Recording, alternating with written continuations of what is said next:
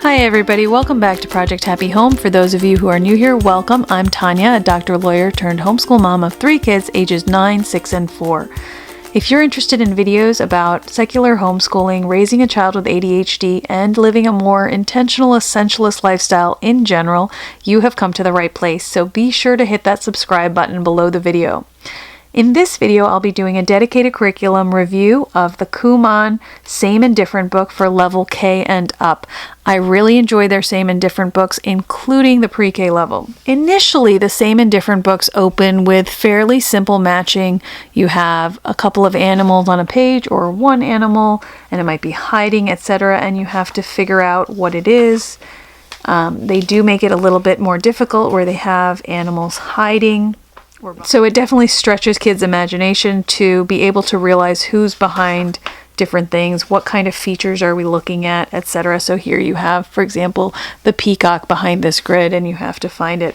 It is very simple on one level, but it does show them to notice the differences in patterning between animals, to notice those minute differences, to discern differences between animals that may have a similar shape or outline.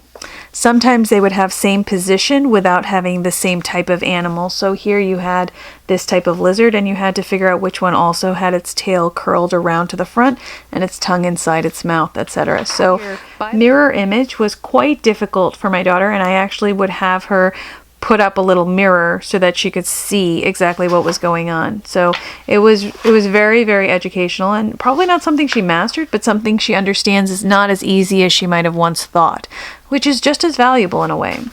Here you have number to number matching, and then you have like how a glass might be full, etc. Here you have multiple matches. Here you have job matching, like based on what the person is doing, what kind of tool would they need, which thing is missing. That's also another good skill for them to learn. Which are most similar. These pictures were really interesting actually, because there is an answer key in this book, and sometimes even as an adult I had to kind of figure out which ones they wanted me to pick.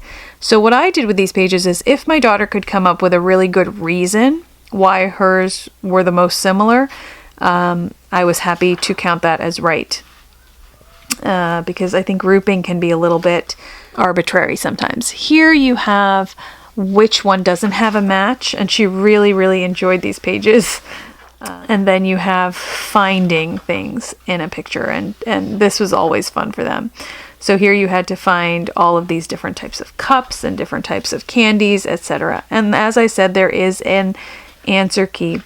As in every other Kumon book, there is a certificate of achievement at the end. I generally do not give them to them unless they ask. A lot of times my kids will fill out those certificates on their own.